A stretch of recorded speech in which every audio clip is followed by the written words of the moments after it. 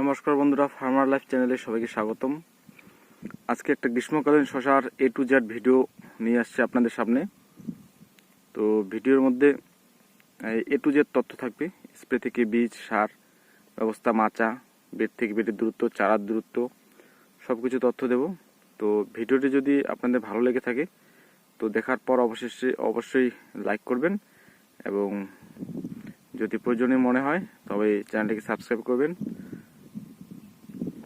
তো আজকের ভিডিওতে শুরু করছি। এই শসাটা দেখতে পাচ্ছেন, এটা হচ্ছে আমার সেই সেঞ্চুরি শসা, রিসার্চ ভ্যারাইটির, দাসপুর সিডসের। সেই শসাটার মাচা আমি এখনও দেইনি, অর্থাৎ দিয়ে উঠতে পারিনি সময়ের অভাবে। মাচার খুঁটি সুতো সব টানা হয়েছে, আর এখন মাচা তৈরি করা হচ্ছে, অর্থাৎ সুতো গাঁথনি তৈরি করা হচ্ছে, দেখতে পাচ্ছেন। তো এটার বিষয়ে পরে আসছি। তো আগে একটু গাছগুলো দেখিয়ে নিই কীরকম আছে। এই দেখতে পাচ্ছেন ডগ এবং ফল জালি চলে এসেছে, দেখতে পাচ্ছেন। খুব সুন্দর রয়েছে। তো গাছের বয়স অনেক দিন হয়েছে। তো তারপরে কিন্তু 40 দিন প্লাস 41 দিন মতো গাছের বয়স চলছে। তারপরে কিন্তু ফল সেরকম সাইজের হারভেস্টের মতো হয়নি, কেননা ঠান্ডার মধ্যে গ্রোথ অনেক কম ছিল। আর ঠান্ডার সময় যেটা 45 দিনের ভ্যারাইটি ছিল 50-55 দিন লেগে যাবে প্রায়। ঠান্ডার মধ্যে এরকমই হয়। তো এখন জানুয়ারি মাসে রৌদ্র আসছে, রৌদ্র হচ্ছে ভালো ঠান্ডা শেষের দিকে। তো এখন কিন্তু গাছের গ্রোথ খুব হবে। আর এই জমিটাতে আমি এই মাচা দিয়ে গাছ তুলে দেওয়ার পর জল দেবো, মোটামুটি আর 2 দিন পর জল দেব। তো যাই হোক, এখন শুরু করছি যে এই সময় শসা চাষটা একটা লাভজনীয় চাষ, এবং এই সময় চাষ করলে শসার ফলনটা অধিক পাওয়া যায়। এই জানুয়ারি মাসের এখন থেকে আপনার ফেব্রুয়ারি মাসের 15 তারিখের মধ্যে শসাটা রোপণ করার চেষ্টা করুন, তাহলে দামটা ভালো পাওয়া যায় আশা রাখছি। আমাদের এদিকের বাজার অনুসারে আমি যেটা বলছি, যেটা প্রতি বছর প্রায় বাজার যেরকম থাকে, তো হয়তো 2-4 দিন 1 সপ্তাহ কম থাকবে এবং আবার দাম বেড়ে যাবে, সেটা বাজারের কথা বলা বড় মুশকিল। তো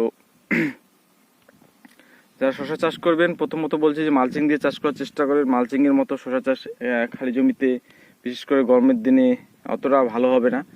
আর হাইব্রিড শসা বিশেষ করে মালচিংই সব থেকে ভালো হয়, খালি জমিতে হতে চাবে না, মানে ভালো হবে না, এটা গ্যারান্টি। আর মালচিংই করবেন, সেরকম খরচা বিশেষ একটা নেই। আর এই মালচিংগুলো দেখতে পাচ্ছেন 400 ফিটের মালচিং প্রায় 2 থেকে 2,500 টাকার মতো পড়বে। 25 মাইক্রনের মালচিংটা 2,000 টাকা, 1800 থেকে 2,000 টাকার মধ্যেই পড়বে। একটু ব্র্যান্ডেড নিতে গেলে 23-2400 মতো পড়বে, মানে যেগুলো ব্র্যান্ডিং করা থাকে, আইডিস বা অনেক ধরনের আছে। আর এটা হলো মালচিংয়ের ব্যাপারটা গেল। তো আপনারা মালচিং নেবেন 3 ফিট থেকে 3.25 ফিটের যে মালচিংগুলো আছে সেই মালচিংগুলো নেওয়ার চেষ্টা করবেন, সিঙ্গেল লাইনে যারা করবেন। আর অন্য যারা যেরকম পদ্ধতি করতে পারেন করেন, কিন্তু আমি যেটা বলছি যে আমার পদ্ধতিটা সেটা বলছি। 4 ফিট পরপর এক লাইন থেকে এক লাইন 4 ফিট পরপর হবে ভার্টিক্যাল মাচা, খাড়া মাচা দেখতে পাচ্ছেন, আই প্যাটার্ন বা খাড়া মাচা বা ভার্টিক্যাল মাচা যেটা বলতে পারেন। এই মাচায় দেখতে পাচ্ছেন যে খুঁটি আমি দিয়েছি 12 ফিট পরপর খুঁটি দিয়েছি একটি করে। আর খুঁটি থেকে খুঁটির দূরত্ব 12 ফিট পরপর দিয়েছি। লাইন থেকে লাইনের দূরত্ব দিয়েছি এখানে হচ্ছে 4 ফিট পরপর, এবং গাছ থেকে গাছের দূরত্ব আমি দিয়েছি এখানে 2 ফিট পরপর দুটো করে বীজ দিয়েছি। কিন্তু এখন যে সময়টা, এখন আপনারা 12 ইঞ্চি থেকে 15 ইঞ্চির মধ্যে বীজ দেবেন, এর থেকে কমও দেবেন না, মানে 12 ইঞ্চির কম তো দেবেনই না, আর 15 ইঞ্চির বেশিও দেবেন না, যারা হাইব্রিড শসার ক্ষেত্রে আমি বলছি। আর দেশি শসার ব্যাপারটা আমি বলতে পারবো না। হাইব্রিড শসাটা সেভাবেই দেবেন। 15 ইঞ্চি পরপর বা 1 ফিট থেকে 15 ইঞ্চি পরপর বীজ দেবেন, 4 ফিট পরপর লাইন দেবেন। আর মাচার উচ্চতা এখন বেশি করবেন না। এখন যদি এই সময় মাচার উচ্চতা অধিক বেশি করে ফেলেন, তাহলে কিন্তু খুব তাড়াতাড়ি মাটির রসটা শুকিয়ে যাবে এবং গাছের গ্রোথ কম হবে। এখনকার মাচা প্রায় ওই 6 ইঞ্চি হাইট দিলে যথেষ্ট, মাচা না বেড, এখনকার বেড 6 ইঞ্চি হাইট দিলে যথেষ্ট। এ হলো মাচা, বেড এবং সারের ব্যবস্থাপনা। এখন বলবো সার ব্যবস্থাপনা। আপনারা যথেষ্ট পরিমাণ যার যতটুকু সামর্থ্য আছে গোবর দেওয়ার, 1 বিঘা জমিতে 1 টলি, হাফ টলি, 1.5 টলি, যত বেশি দেবেন তত ভালো, এবং অত্যধিক দিলে আবার শুধু গাছ হয়ে যাবে। তো অত্যধিক দেওয়ার মতো ক্যাপাসিটি আমার মনে হয় না সবার আছে। এখন গোবর যে সমস্যা, গোবর সার মানে কিনতে গেলেও পাওয়া যায় না, এরকম পরিস্থিতি। 4,000 টাকা ট্রলি, 4,500 টাকা ট্রলি, তবুও পাওয়া যায় না। আর যেগুলো পাওয়া যায় জার্সি গোবরগুলো, সেগুলো কিন্তু কাঁচা কাঁচা গোবর পাওয়া যায়, এনে অনেক দিন পচিয়ে রাখতে হয়, সেগুলো অনেক সমস্যা হয়। আর রাসায়নিক সারের কথা বলবো যে গোবর যেহেতু পর্যাপ্ত পরিমাণে গোবর দিয়ে থাকেন, তাহলে 70 কেজি মতো ফসফরাস দিলে যথেষ্ট। আর যদি গফরের পরিমাণ কম থাকে তাহলে ফসফরাস দেবেন হচ্ছে 2 প্যাকেট, বিঘা প্রতি 2 প্যাকেট ফসফরাস, 20 কেজি পটাশ, 16 থেকে 20 কেজি পটাশ দেবেন এবং 7 থেকে 8 কেজি ইউরিয়া দেবেন বিঘা প্রতি। আর হচ্ছে বোরন দেবেন বিঘা প্রতি 1.5 কেজি, হ্যাঁ 1 কেজি 1.5 কেজি 2 কেজি, 2 কেজির উপর দিতে হবে না। তারপর হচ্ছে ক্যালসিয়াম দেবেন 4 কেজি বিঘা প্রতি, জিঙ্ক দেবেন হচ্ছে বিঘা প্রতি 1.5 থেকে 2 কেজি। তারপরে গেল জিঙ্ক, বোরন, ক্যালসিয়াম। তারপরে যদি সয়েল আর মাইক্রোনিউট্রিয়েন্ট যেটা পাওয়া যায়, মিক্স মাইক্রোনিউট্রিয়েন্ট, মাল্টি মাইক্রোনিউট্রিয়েন্ট, হ্যাঁ সয়েল, অ্যাগ্রোমিন সয়েল প্লাস আছে, আবার ট্রাস্কোফাইবের একটা সয়েল আছে, হ্যাঁ সয়েল প্লাস, এরকম অনেক কোম্পানি অনেক রকম পাওয়া যায়, সেটা দিতে পারেন 2 কেজি। আপনারা হিউমিক অ্যাসিড দেবেন বিঘা প্রতি 1 কেজি, 1 কেজি থেকে 2 কেজি, পাওয়ার অনুসারে ডোজ কম বেশি হয়। এই হিউমিক অ্যাসিডগুলো এক এক কোম্পানির এক একটা ডোজ থাকে। তারপর মাইক্রোরাজা দেবেন 2 কেজি বিঘা প্রতি। টাটা রেলিগোল্ডে দেওয়ার চেষ্টা করবেন মাইক্রোরাজা, বা অন্যান্য কোম্পানির অনেক ভালো পাওয়া যায়, তো সেগুলো দেওয়ার চেষ্টা করবেন। আর জাইমটা আপনার খুশি দিলে দিতে পারে, না দিলে নাই, হ্যাঁ যেটা হচ্ছে সিড এক্সট্র্যাক্ট, সেটাও কাজ করে যথেষ্ট পরিমাণে, কিন্তু একটু ভালো কোম্পানি দেওয়ার চেষ্টা করবেন, নাহলে বাকিগুলো শুধু দেখবেন যে পাথরের দানা, তাছাড়া আর কিছুই নেই, কালার করা কালো কালারের পাথরের দানা। হ্যাঁ এই হচ্ছে ব্যাপার। আর এই হলো সার ব্যবস্থাপনা যথেষ্ট। আর যদি আপনারা কোনো জমি মনে করেন যে ধান ক্ষেত ছিল, হ্যাঁ সেসব জমিতে করতে গেলে সেখানে ওই ফোয়ারন বা কার্বোফুরন যে জাতীয় বীজগুলো, মাটির বীজগুলো, সেগুলো না দিলেও চলবে। সেক্ষেত্রে আপনারা একদম কম দামের মধ্যে পেয়ে যাবেন, প্রায় 150 টাকার মধ্যে 150 থেকে 200 টাকার মধ্যে 500 ml আপনারা ক্লোরোপাইরিফাস পাবেন। সেটা জমিতে ভুসির সাথে মিশিয়ে ছড়িয়ে দিতে পারেন। স্প্রে না করে ভুসির সাথে মিশিয়ে ছড়িয়ে দেবেন, তাহলে সবথেকে ভালো হবে। চাষটা ভালো করে দিয়ে নেবেন, মাটিটাকে ঝরঝরে করবেন ভালোভাবে করে, তারপর সেখানে বেড তৈরি করে মালচিং বিছিয়ে নেবেন। এবং এই মুহূর্তে চাষ করতে গেলে কিন্তু জলটা অবশ্যই দিতে হবে। আপনাদের ওই ড্রেনে দিয়ে জল দিয়ে মাটিটাকে জো আনতে হবে। মালচিং বিছানোর পর ড্রেনে জল দিয়ে মালচিং বিছিয়ে জো আনতে হবে। জো নিয়ে এসে তারপরেই কিন্তু চাষ করবেন, অর্থাৎ বীজ রোপণ করবেন। হ্যাঁ বীজ রোপণ, মাটি মানে বীজ এখন ভিজানোর কোনো প্রয়োজন নেই, বীজ কোনো সময় ভিজানোর প্রয়োজন হয় না। তো ড্রেনে জল দিলে 2-3 দিনের মধ্যে দেখবেন মাটিতে জো চলে আসবে এবং বেডের মাটিগুলো সমস্ত ভিজে যাবে। আর বীজ রোপণ করার 1 দিন বা 2 দিন আগে মালচিংগুলো ফুটো করবেন, অর্থাৎ মালচিংয়ের হোলগুলো করবেন, এই যেগুলো দেখতে পাচ্ছেন। আর আমি এখানে মাঝে মাঝে কলার চারাও দিয়ে রেখেছি, সেগুলো 1 থেকে 2 দিন আগে করবেন। তারপর বীজ দেওয়ার দেখবেন যে 3-4 দিনের মধ্যে বীজ জার্মিনেশন হচ্ছে।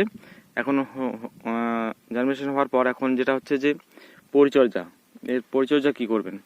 আমার ভিডিও আপনারা জানেন যে একদম সাদামাটা ভিডিও, আমি সেরকম সিনেমেটিক শ্যুট দিয়ে ভিডিও তৈরি করি না। ক্ষেতের মধ্যে এসে একদম যেটা আমার অভিজ্ঞতা, সেই অভিজ্ঞতাটাই আপনাদের সাথে সাহায্য করি, শেয়ার করি। আর মাঝে সাঝে হয়তো 2-1টা পয়েন্ট মিস আউট হতে পারে, তো সেটা আপনারা বুঝে নেওয়ার চেষ্টা করবেন। আর বীজ রোপণ বা বীজ অঙ্কুরিতর পর থেকে শুরু হয়ে যাবে আপনাদের পরিচর্যা। বীজ অঙ্কুরিত হওয়ার 2-3 দিনের মধ্যে সেরকম কিছু দিতেই হবে না। 2 থেকে 3 দিন পর আপনারা 1.5 গ্রাম করে সাফ ফাঙ্গিসাইড দেবেন, সাফ বা স্প্রিন্ট 1.5 গ্রাম, 1 থেকে 1.5 গ্রাম দেবেন। তার সাথে 1 ml বা 15 লিটারের 10 ml হামলা বা প্রোফেক্স সুপার, 1 ml 10 ml দেবেন। আপনারা 16 লিটার জলে 15 লিটার জলে 10 ml দেবেন, মানে 1 ml এর বেশি তো দেবেন না, 10 ml দিলেই কাজ হয়ে যাবে। সেখানে গুড়ি গুড়ি কিছু পোকা থাকে, যেগুলো অঙ্কুরিত যে গাছগুলো রয়েছে শশার, সেগুলোকে কাটার চেষ্টা বা খাওয়ার চেষ্টা করে। আর সাফ দেবেন, একদম ভিজিয়ে দেবেন না, নাহলে কিন্তু গাছ মানে বৃদ্ধি কমে যাবে। গাছের মাথাগুলো, যে অঙ্কুর যে মেন কুশিগুলো রয়েছে কচি কচি, সেগুলো কিন্তু পুড়ে যাবে। হ্যাঁ হালকাভাবে দিয়ে যাবেন। তারপর গাছ যখন বীজপত্র দুটো বড় হবে এবং তার মাঝখান থেকে কুশির যে পাতাগুলো আছে, ডগের পাতাগুলো বের হবে, তারপর অর্থাৎ 10 দিন, 8 থেকে 10 দিনের মাথায় আপনারা আবার সাফ বা এই স্প্রিন্ট পাউডার তখন 1.5 থেকে 2 গ্রাম করে গুলে, সাথে 1 থেকে 1.5 ml, 1 ml, 1 ml যথেষ্ট, 1 ml প্রোফেক্স বা হামলা মিক্স করে আবার একটা স্প্রে দেবেন। তারপর সেখানে কিন্তু এই গরমের দিনে থ্রিপস আক্রমণ শুরু হবে। 10 দিনের পর থেকেই থ্রিপস আসা শুরু হয়ে যাবে। তারপর থ্রিপসের জন্য যেটা বলবো যে প্রথমের দিকে আপনার ডেলিকেট দেবেন, গাছের কোনো ধরনের ক্ষতি হবে না। হ্যাঁ, 16 লিটার জলে 10 ml, 16 লিটার জলে 10 ml ডেলিকেট গুলি স্প্রে করলে যথেষ্ট। একটা ডেলিকেট স্প্রে করবেন হচ্ছে 10 থেকে 15 দিনের মাথায় একটা ডেলিকেট স্প্রে করবেন। আর এই 10 থেকে 15 দিনের মাথায় আপনাদের ড্রিঞ্চিং শুরু করতে হবে। মোটামুটি 3টে ড্রিঞ্চিং নিতে হবে।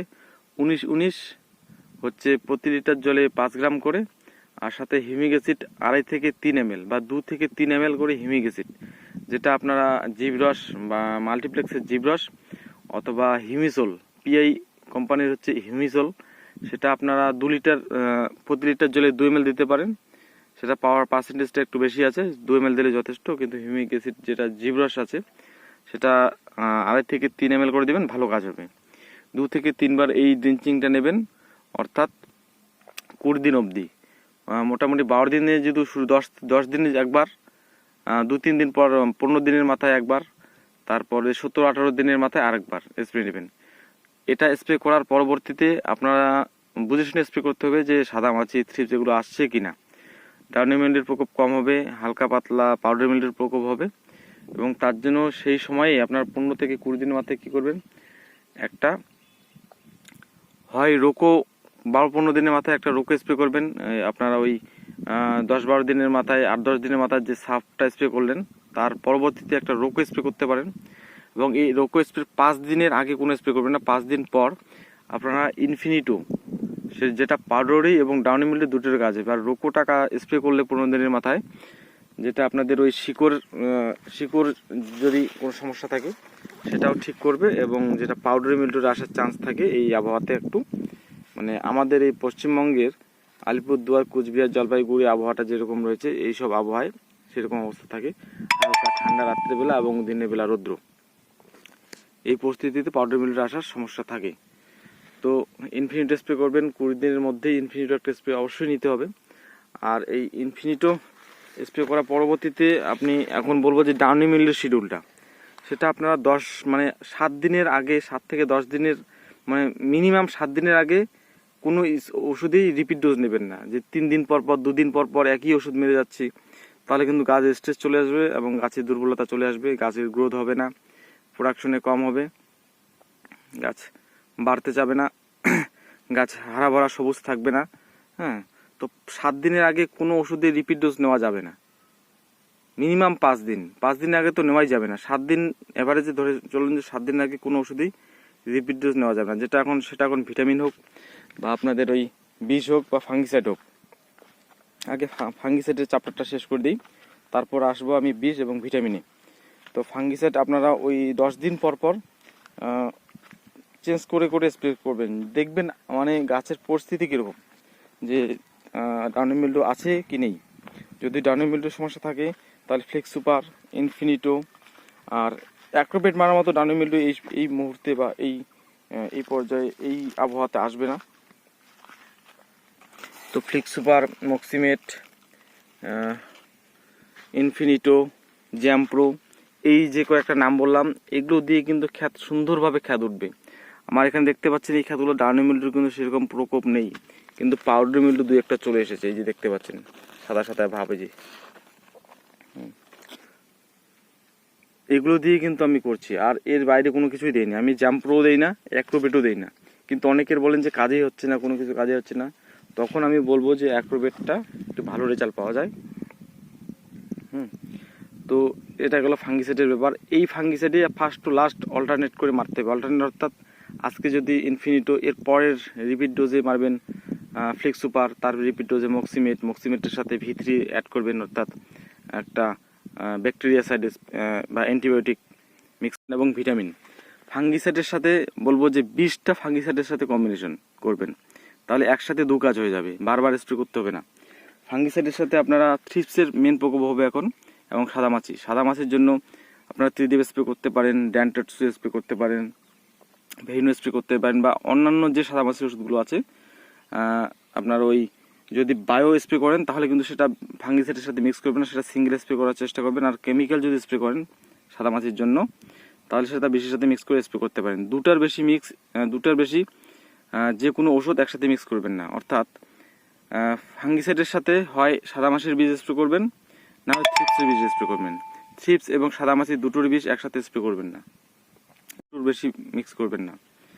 আর সাদামাছির জন্য যেগুলো বললাম এগুলোই, বা আপনাদের লোকালয়ে যে ওষুধগুলো সাদামাছির জন্য ভালো কাজ করে সেগুলো স্প্রে করতে পারেন। আর থ্রিপসের জন্য বলবো যে সিমোড, লেনোভো, লার্গো, এর বাইরে কোনো কিছু স্প্রে করতে হবে না। আমি আমার অভিজ্ঞতা বলছি, এগুলো দিয়ে থ্রিপস সুন্দরভাবে মারা যায়। 16 লিটার জলে ডেলিকেট হচ্ছে 10 থেকে 12 ml, সিনবা দেবেন 10 ml 16 লিটার জলে। তারপর হচ্ছে সিম কাম শেষ, এগুলো দিয়ে থ্রিপস কন্ট্রোল হয়ে যাবে। এগুলো থ্রিপসের এখন